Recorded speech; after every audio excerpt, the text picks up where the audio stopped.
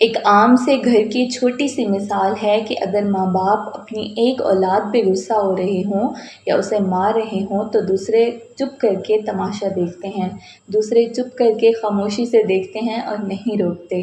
कभी कभी वो इसे मजाक में टाल देते हैं अगर कोई सीरियस मामला ना हो तो, लेकिन हमेशा वो इस बात पे हंसते हैं। लेकिन आप देखिएगा कि कुछ टाइम बाद वही सिचुएशन उस बेटे की या उस बेटी की भी होती है जो दूसरे अपने बहन भाइयों को जब मार पड़ती है तो उनको देख के हंस रहे होते हैं।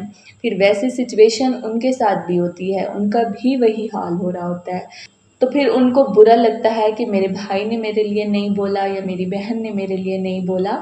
हालांकि जब उसको मार दी जा रही थी, जब उसको मारा पीटा जा रहा था, तब आप कहाँ थे? बिस्मिल्लाहिर्रहमानिर्रहीम। अस्सलाम वालेकुम। कैसे हैं आप सब? उम्मीद करती हूँ आप बिल्कुल ठीक होंगे, खुश होंगे और खैरियत से होंगे। आज मैं आपके साथ एक बहुत ही खूबसूरत वाक़या शेयर करने जा रही हूँ, जिससे आपको एक सीख मिलेगी, जिससे आपको एक सबक मिलेगा। तो इसलिए अगर अब तक आपने मेरा चैनल सब्सक्राइब नहीं किया तो मेरे चैनल को लाजमी तौर पर सब्सक्राइब कर लीजिएगा और इस वीडियो को ज़्यादा से ज़्यादा शेयर कीजिएगा ताकि किसी और के लिए आसानी हो, ताकि किसी और को ये बात समझ आ जाए।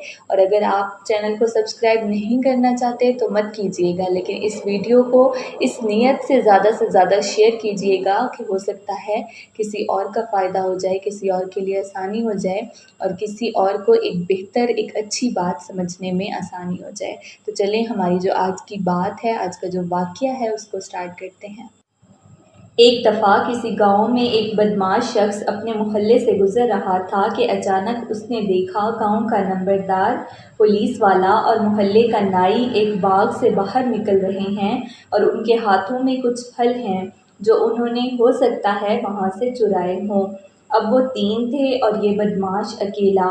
उसका दिल तो कर रहा था कि इन तीनों को पकड़ के अपनी बदमाशी के जौहर दिखाए, लेकिन साथ ही डर रहा था कि अगर वो इकट्ठे होकर मुझे पड़ गए तो मैं तो कुछ भी नहीं कर सकूँगा। लेकिन अगले ही लम्हे उसके शैतानी जहन में एक तरकीब आई।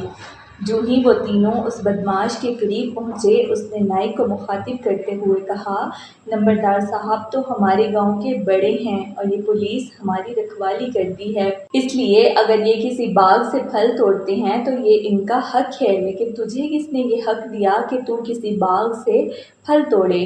और साथ ही उसने नाई की पिटाई करनी शुरू कर दी। नाई ने खूब दुहाई दी और अपने साथियों को मदद के लिए पुकारा, लेकिन वो उसी बात पर खुश थे कि उस बदमाश ने उन्हें किसी भी बाग से फल तोड़ने का हक दिया है।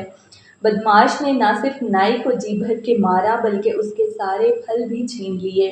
उसके बाद पुलिस वाले से कहा कि तुझे तो सरकार इसलिए तनख्वाह देती है कि तू लोगों के मालो मता की हिफाजत करेगा, लेकिन तू तो खुद दूसरों के बाग से फल उठा रहा है। अगर कानून का ही यही हाल होगा तो कैसे चलेगा? तुझसे ये उम्मीद नहीं थी। और उसकी पिटाई शुरू कर दी। इसी दौरान नंबरदार ने मुज़ाहमत करने की कोशिश तो की, तो बदमाश ने उसे हाथ के इशारे से रोक दिया और पुलिस वाले से भी फल छीन लिए। इस दौरान नंबरदार ये सोच रहा था कि ये बदमाश मुझे तो कुछ नहीं कहेगा, लेकिन वो उसकी तवक्को के बरखिलाफ उसे भी मुखातिब करते हुए बोला, अगर तू हमारे गांव का बड़ा है तो इसका ये मतलब हरगिज़ नहीं है कि तू जो मर्जी करता फिरे। एक तो तू खुद फल तोड़ रहा है और साथ में दूसरों को भी शामिल कर रहा है, और उसके बाद उसका भी वही हाल किया जो उसने उनसे पहले नाई का हाल किया था और पुलिस वाले का हाल किया था, और उसके भी फल छीन लिए और चलता बना।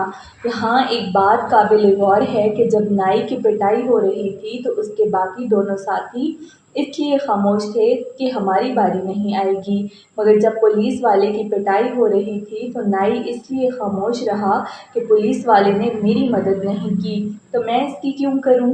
और जब नंबरदार को मारा जा रहा था तो बाकी दोनों इसलिए नहीं कुछ कह रहे थे कि इसे भी इन जितना ही मारा जाए ताकि हिसाब बराबर हो सके।